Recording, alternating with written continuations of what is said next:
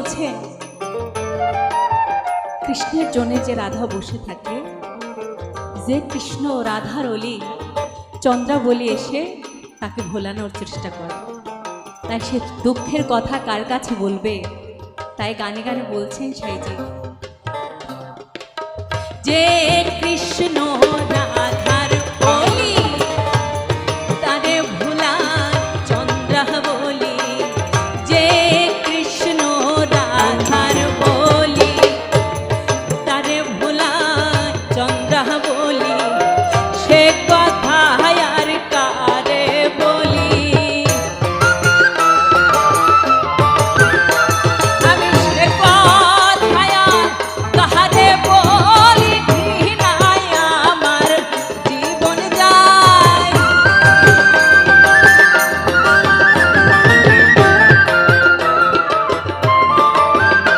ওরে সে কথা আর কারে বলি, ঘৃণায় আমার জীবন যায়।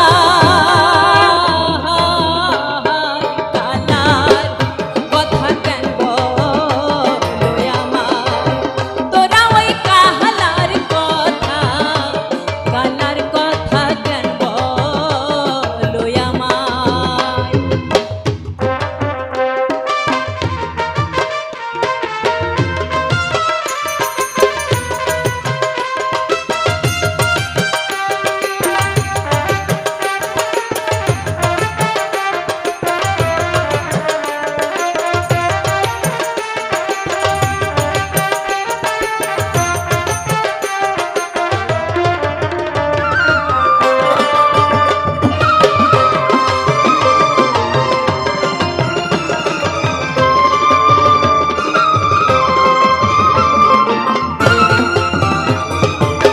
শতেক হাড়ি ব্যঞ্জন চাখা, রাই বলে ধি তারে দেখা।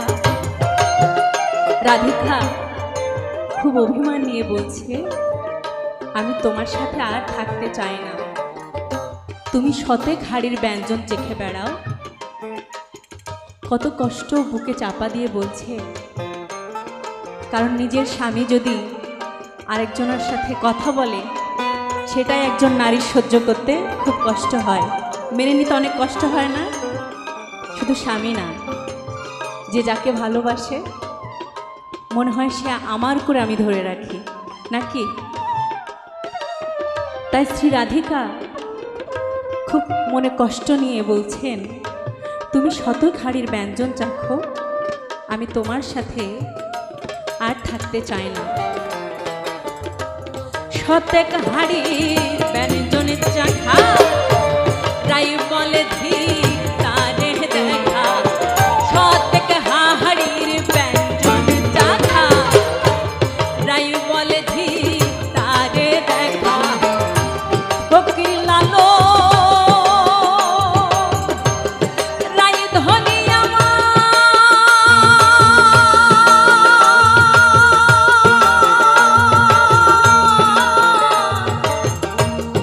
ধনী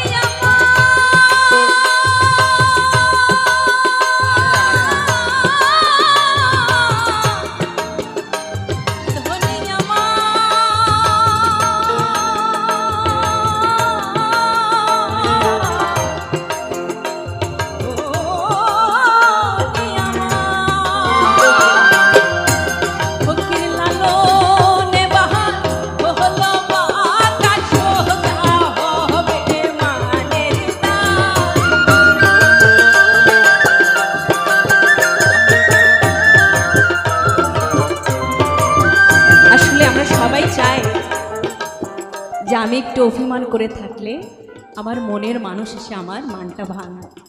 আমরা চাই না নারীরা একটু এরকমই হয়, যে আমি একটু অভিমান করে থাকি, আমার প্রাণের মানুষ যেন এসে আমার মানটা ভাঙায়। আর যখন সে মানটা বুঝতে পারে না তখন কিন্তু ভালোবাসার বিয়োগ ঘটে যায়, নাকি? তাই রাধিকা বলছে ফকির লালো হলো আকাশ